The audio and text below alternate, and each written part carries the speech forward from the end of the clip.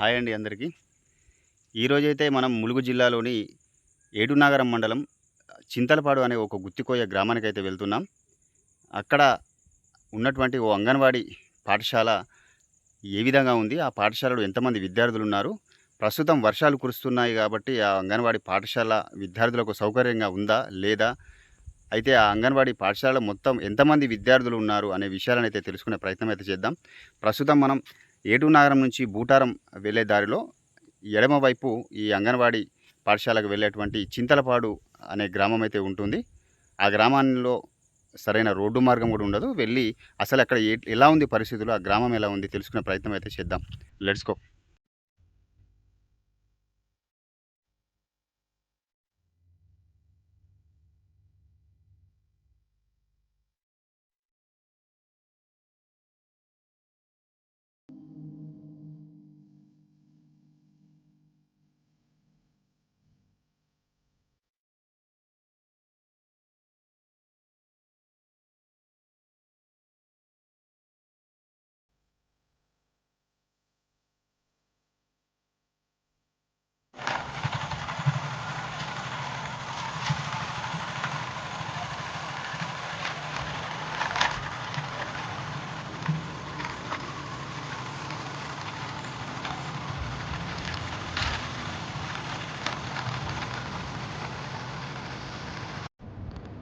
ఇదే ఆ పాఠశాల. ఎంత అధ్వానంగా ఉందో చూడండి ఒక్కసారి.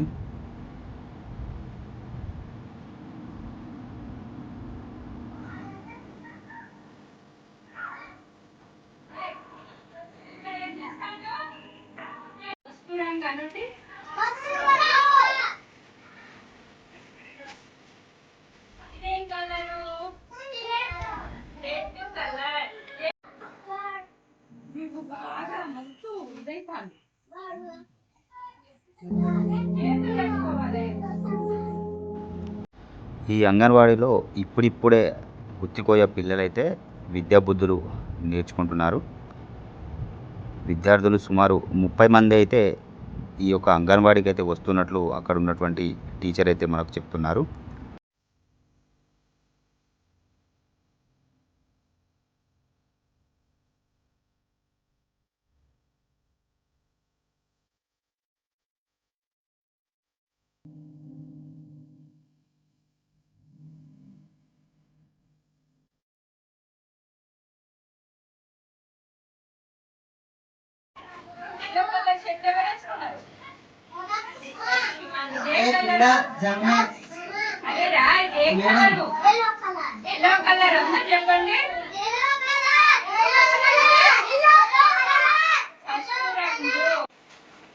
చింతలపాడు గ్రామంలో అంగన్వాడీ టీచర్ వై శ్రీలత.